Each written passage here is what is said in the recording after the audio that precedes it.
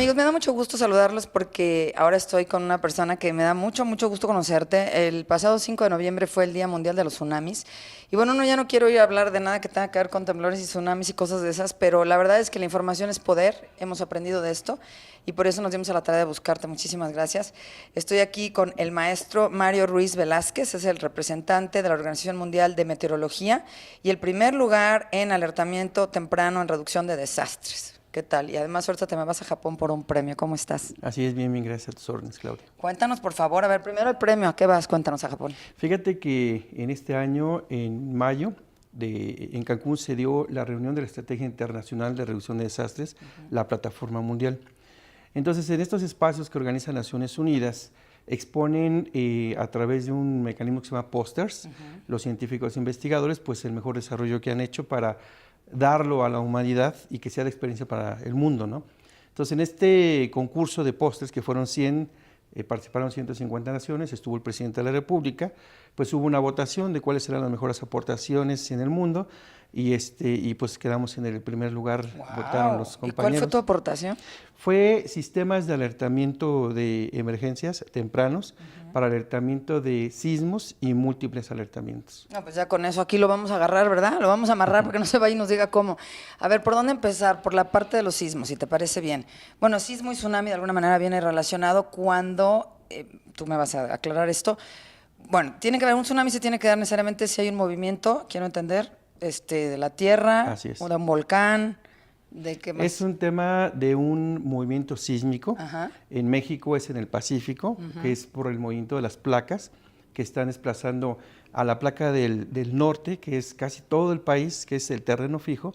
Las demás placas se están metiendo por abajo y son las que hacen que sus rupturas se mueva y le pegue al terreno, pero también en el mar hace un efecto tal que suben las olas y llegan pues hasta adentro, ¿no? A ver, tsunami sí ha habido en México, quiero que sepan. Uno piensa que no. En teoría decían por ahí, o leí que cada 200 o 500 años, digo, a ver, ¿cuándo hubo uno? En el temblor del 85, uno pequeño, ¿verdad? Así es. Regularmente estos sismos que suceden en las placas que comento generan tsunamis. Es una ya cuestión manejada por el Centro de Alerta de Tsunamis que tiene la Secretaría de Marina el día de hoy, que están monitoreando, pero ellos saben muy bien que cuando hay un sismo derivado del movimiento de las placas, es casi seguro un tsunami. Ahora, no solamente, Claudia, son tsunamis que se generan en nuestra costa. Por ejemplo, cuando fue este evento al cual vamos a esa ciudad de Sendai, Tohoku, que fue el sismo de 9 que dio ahí en Japón en el 2011, que dio un efecto a nivel mundial, es decir, desde Japón nos llegaron 50 centímetros de tsunami. Se puede decir, bueno, tsunami es una elevación anormal del agua, fueron cerca de 50 centímetros que pegó, pero hasta acá, hasta las costas del Pacífico, yéndote hacia abajo a Centroamérica, fue el efecto desde Japón. Entonces están conectados los mares, claro. El efecto de Indonesia, murieron 200,000 personas por allá también.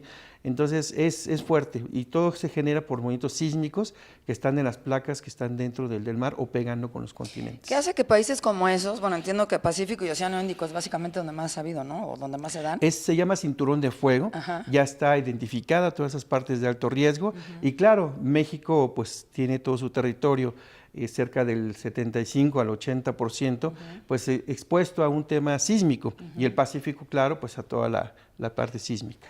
Me gustaría mucho que aclararas, porfa, al aire, que los temblores no se pueden predecir. Digo, porque ya ves que esto, de por sí todos espantados y luego todo el mundo diciendo en las redes tontería y media. Yo quiero pensar que sí hay manera de saber cómo están las capas tectónicas o cómo va siendo la conducta, el comportamiento. ¿Hasta dónde nos espantamos? ¿Qué tanto es predecible?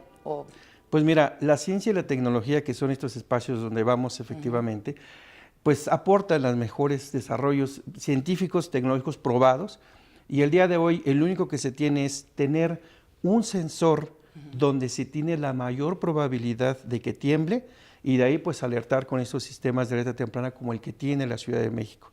Ese es el científicamente comprobado, el que utilizamos en México, el que se utiliza en Estados Unidos en laboratorios especializados como el de sismología de la Universidad de Berkeley y el que utiliza Japón el día de hoy. Es un principio mundial. Es el mismo principio, que es poner un sensor y si se empieza a mover y ven que la señal es propensa a que sea un sismo grande, ahí alertan. Sin embargo, sácame de una duda, porque yo había escuchado por ahí que cuando nos llega la alerta sísmica en la Ciudad de México es cuando el epicentro fue el típico, en Guerrero o en Oaxaca, ¿no? Pero, por ejemplo, si se da en Puebla, no sé, ¿eso es cierto o es incorrecto?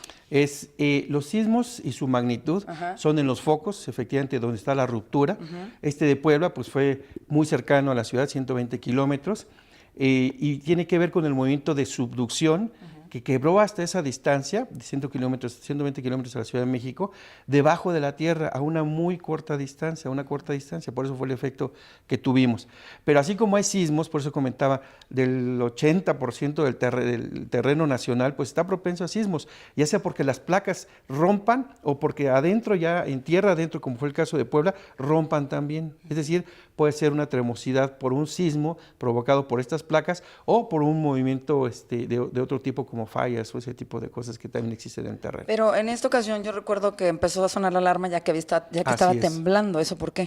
Entonces, este principio que comento de la magnitud que está de los fallas, de los puntos focales, se da el alertamiento con base a la distancia de donde sucede el evento. Por lo mismo, por la cercanía. Así es. Entonces, tú tienes dos componentes, una onda primaria, que es una energía, ese sentón que sentiste rápido. Doble. ¿Sí?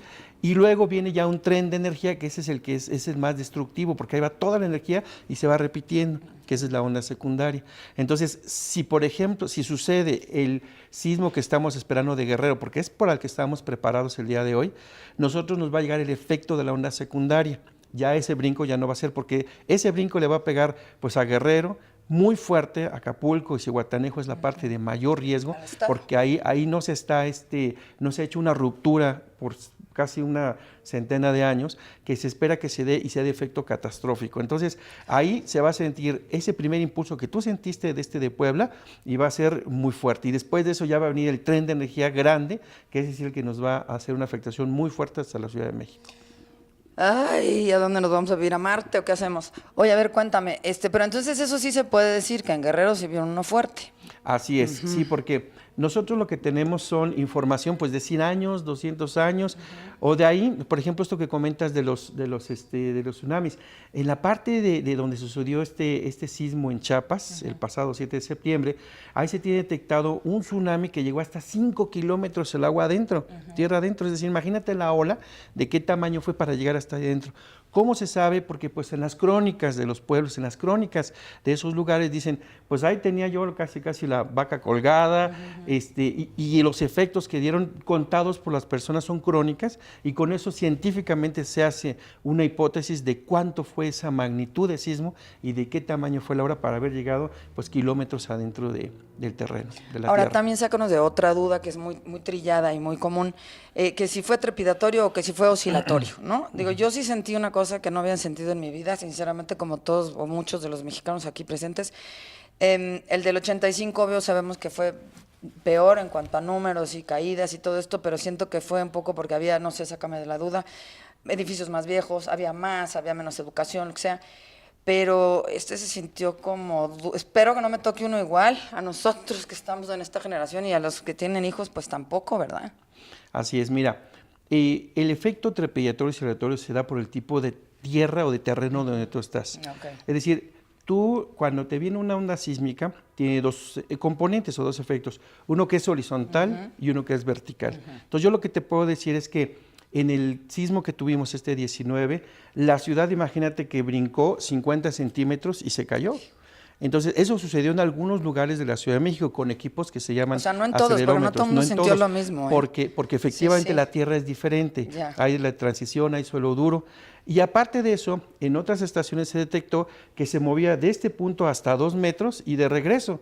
Entonces, por eso es que tú cuando vas caminando como tienes lancha. el efecto como lancha.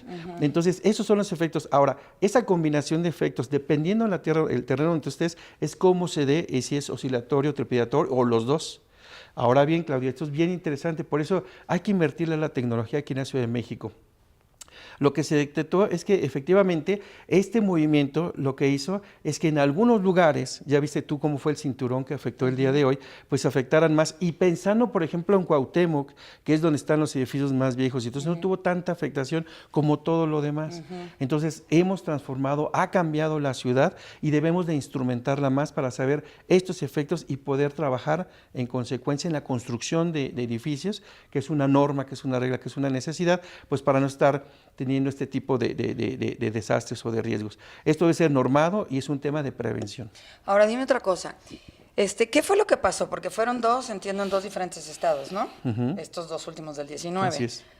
Yo sí sentí dos jalones y después fue el griterío, ¿no? O sea, como que hubo 5 segundos de dos jalones que, bueno, yo los viví en el Aeropuerto Internacional de la Ciudad de México, en la Terminal 1. Y ¿ahí qué fue? Ahí fue el que le denominamos el trepidatorio y luego que...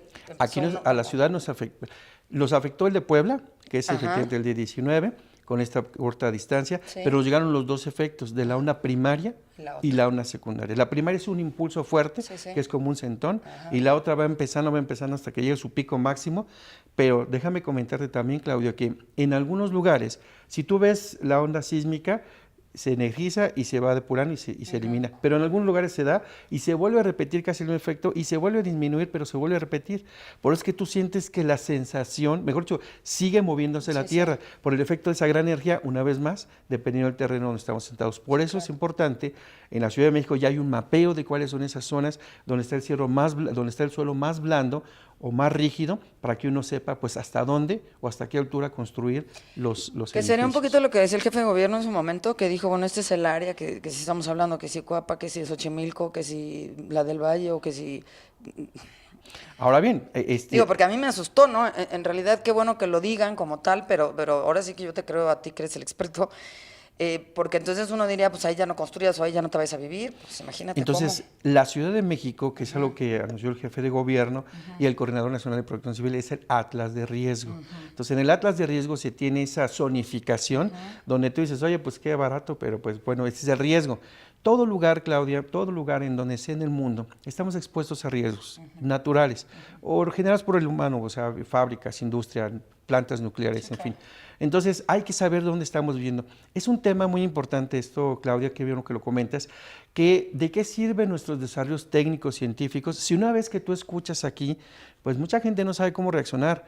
Y antes de eso, mucho antes de que mandemos una alerta de cualquiera de estos desastres naturales o provocados por el hombre, pues debes saber tú cómo actuar. Entonces nos falta un grado de cultura de cómo actuar. El día de hoy, pues sí, sabes que si vas a una zona peligrosa de inseguridad, pues te pueden robar, te pueden asaltar. Entonces, ¿cómo no tener esa cultura de prevención ante estos desastres? Ahí nos falta mucho como sociedad, como gobierno, inferir en eso, inculcarlo, meterlo, y creo que el 19 de septiembre es un hito muy importante como empezar a reflexionar eso, lo más fuerte esa cultura.